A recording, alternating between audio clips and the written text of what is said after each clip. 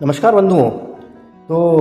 आज दुर्गा सप्तशती के 7वें और 8वें अध्याय की बात करते हैं। उसमें जो धूम्रलोचन है वो मारा जा चुका है। अब जो शुंभ निशुंभ है वो अपने वीर दानव जिसको समझता था वो चंडमुंड उनको भेजते हैं वहाँ पर देवी दुर्गा से युद्ध करने के लिए और उनको लेके आने के लिए चंडमुंड वहाँ पर जाते हैं और देवी वहाँ पर उनकी सेना को देखकर अपने अंदर से एक देवी को प्रकट करते हैं जिनको कि काली माता हम बोलते हैं। वो रौद्र रूप में थी, एकदम काली माता निकलती हैं वहाँ से और उनके अंदर से और एक अपनी हुंकार से और तलवार को एक झटके से उन दोनों को शीश उतार देती है वहीं पर, यानी कि जो उनकी तलवार थी उस तलवार से चंडमुंड को मार देती है वहीं पे और उनकी जो मुंड थे उन दोनों के उनके जो शीश थे वो देवी के सामने समर्पित करती हैं। तो वो कहती हैं कि आज से तुम्हारा जो नाम होगा वो चामुंडा कहलाएगा।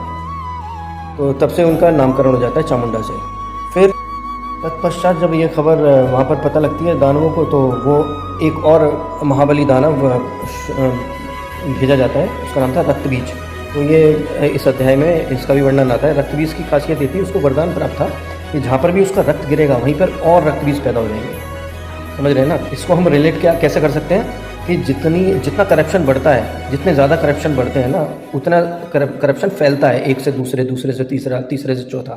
तो लेकिन करप्शन का अंत देवी एक ही बार में कर देती हैं। तो जैसे वो आता है देवी से लड़ने के लिए तो माता काली और चामुंडा वहाँ पर होती हैं, लेकिन अब वो देखती हैं कि बार बार वो और रक्तबीज पैदा हो रहे हैं तो आपस में मंत्रणा करती हैं और एक उपाय निकालती हैं कि चामुंडा तुम इनके शीश कलम करती जाना और मैं एक कटोरे में इसका रक्त पान करूँगी, रक्त ज़मीन पर नहीं गिरने दूँगी। तो ऐसा ही वो करते हैं और उनका रक्त वो पीती जाती हैं और उसका रक्त पृथ्वी पे नहीं आता तो वो दूसरे रक्तबीज पैदा नहीं होने देती और अंत में उसका विनाश हो जाता है। यहीं पर इस अध्याय का समापन होता है। लेकिन हमें समझने वाली बात यह है कि ऐसे रक्तबीज आज भी बहुत सारे हमारे आमने सामने घूम रहे हैं जो कि लोगों का खून चूस रहे हैं और भ्रष्टाचार इतना ज़्यादा चरम पर है।